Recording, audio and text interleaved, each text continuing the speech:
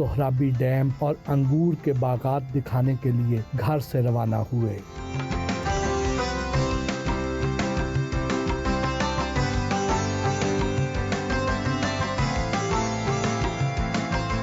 Dollar के मुकाबले में रुपए की कदर का तयन कैसे किया जाता है? देखो, ये डिमांड और सप्लाई इसको कहते हैं। IMF फ्री फ्लोट, असल लफ्ज़ है फ्री फ्लोट कर देना। वो सही डिमांड सप्लाई को रखता है और तयन भी फिर तब भी होता है और तब भी आप सही कोई कंट्रोल नहीं करने पड़ते। फ्री फ्लोट का मतलब आपने उसके हाल पे छोड़ दिया। हम आधा तितर हैं आधा बटेर, हम पूरे फ्री फ्लोट नहीं है क्योंकि हमारे पास इतने रिजर्व भी हो गए। आज हम करेंगे कल हम डिफॉल्ट कर जाएंगे, तो इसलिए हमें इसको मैनेज करना पड़ता है।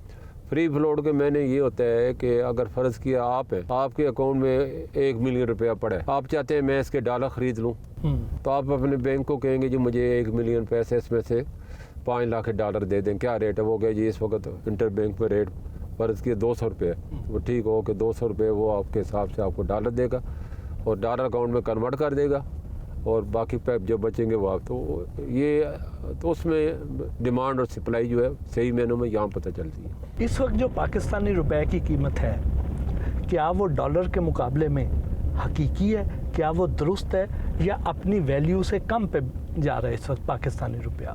बहुत ज़्यादा अंडर वैल्यू है और इसको मैं नहीं कह रहा, ये तो ब्लूमबर्ग ने 2 हफ्ते पहले छापे हेडलाइन लगी है, रियल रुपया की रियल वैल्यू 240 उन्होंने कहा है।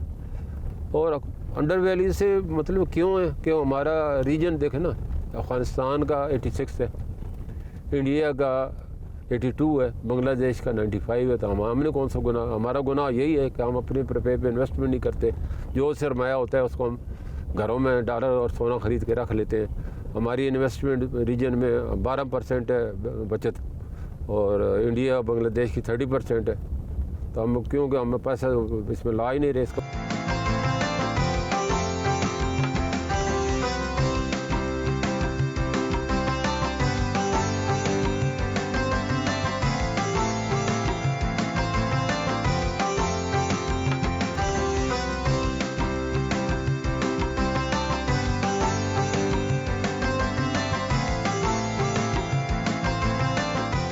मलिक साहब, माशाल्लाह, ये तो बहुत ही अच्छा बाग है। खजूरें भी हैं, लेमन भी हैं और इधर अंगूर भी।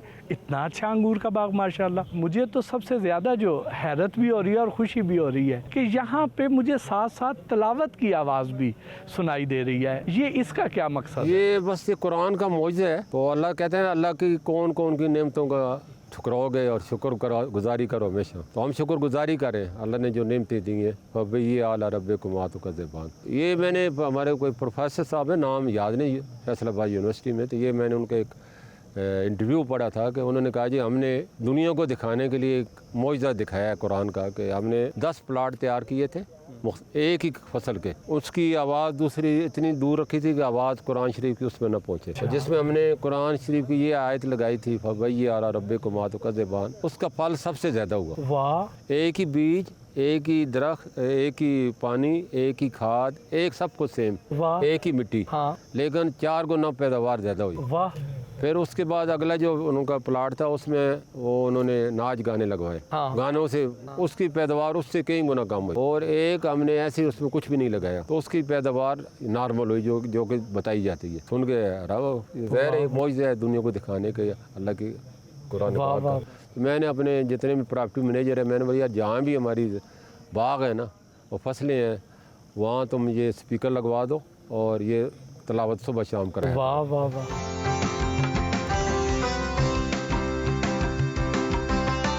कलर कहार इंटरचेंज के करीब वाक़े अपने जैतून के फार्म पर गए।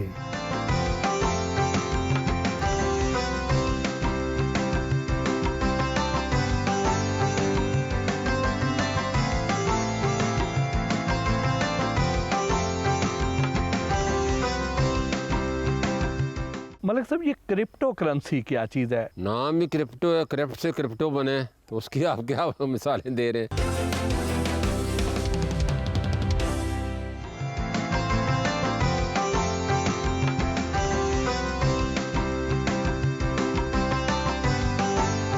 घर के लिए रवाना हुए।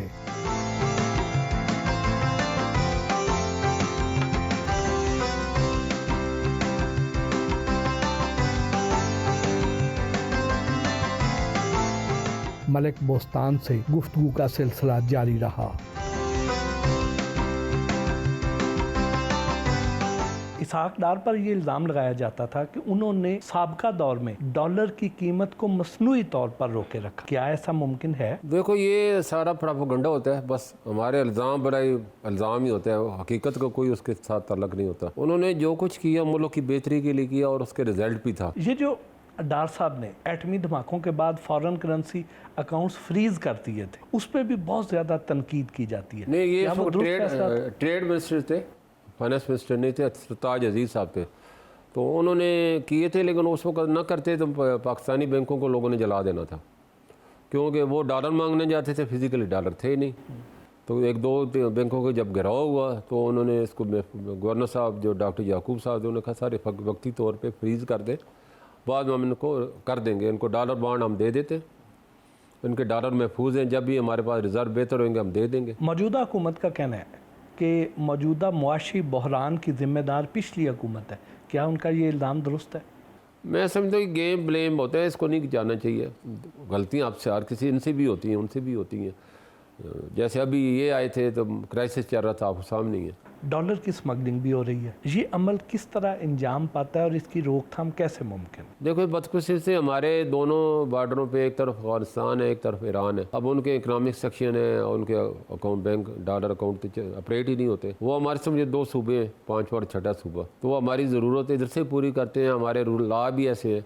अभी 15,000 लोग डेली अफगानिस्तान और पाकिस्तान से आते हैं, हाँ रिकॉर्ड बात बता रहा हूँ, कम से कम तो $1,000 उन्हें ले जाना लोग। वहाँ क्योंकि रेट आजकल ज़्यादा है उनके इकनॉमी से, तो $15 मिलियन तो आपसे वैसे ही चले जाते हैं, तो इतनी हमारी वर्थ ही नहीं है। तो ये मैंने हुकूमत से रिक्वेस्ट की है कि आप इसको डॉलर की बजाय अफगानी और पाकिस्तानी ले जाएं। अब दोनों मुल्कों में चलता है, बाकी करेंसी पे पाबंदी लगा दें तो ख़ुद ब खुद ये ख़त्म हो जाएगा। मुस्तकबिल में डॉलर जो है ग्लोबली क्या अपनी पोजीशन मुस्तहकम रखेगा या गिरेगा? देखो, डॉलर जो बहुत ज़्यादा दुनिया के सबसे ज़्यादा कर्जे अमेरिका ने लिए होंगे, और उसका जो कर्ज़ों का वजूम है पूरी दुनिया की एक तरफ और उसके एक तरफ है। तो हमारा तो फ़ी कस 1.5 लाख है ना, तो उसका तो 5 लाख बन रहा है इस वक्त फ़ी कस। हमारे लोग रोते हैं, मैंने उनको पूछा उनका कितना कचरा था, तो वो उसकी इकानमी दिन ब दिन गिर रही है, इम्पोर्ट उसकी बढ़ गई है, खसारा बढ़ रहा है, कर्जा बढ़ रहा है। चाइना की वजह से वो बड़ा परेशान है, इसीलिए चाइना को हर वक्त वो तो मलामत करता रहता है, और चाइना बड़े तदब्बर के साथ अपनी इकानमी को बढ़ा रहा है, सी पैक इसी कैसे है। और वो किसी वक्त भी अब दुनिया के पहले 90% LC जो है डॉलर में खुलती थी, और अब वो 60% पे आ गई, यानी 40% दूसरी करेंसियों में चली गई। इस तरह जो रिज़र्व थे वो 95% डॉलर में थे, अब कम होकर 65% रह गए। तो आस्ते आस्ते लोग अपने डॉलर से निकल रहे हैं, और जिस दिन डॉलर के पंजे से लोग निकल जाएंगे तो डॉलर ने इतना ज़्यादा गिरना है कि लोग डॉलर लेके घूम रहे होंगे, कोई ख़रीदने वाला नहीं होगा। चाइनीज़ करेंसी युआन का मुस्तकबिल क्या देखते हैं? देखो, उसका अभी भी चाइना अलग है, ये एलीट यानी कि इसको कहते हैं एलीट बास्केट करेंसी है। पहले 5 थी, छठा अब चाइना शामिल हो गया उसमें, एलीट क्लास में। पहले अमेरिका था, जापान था, UK था, यूरो था,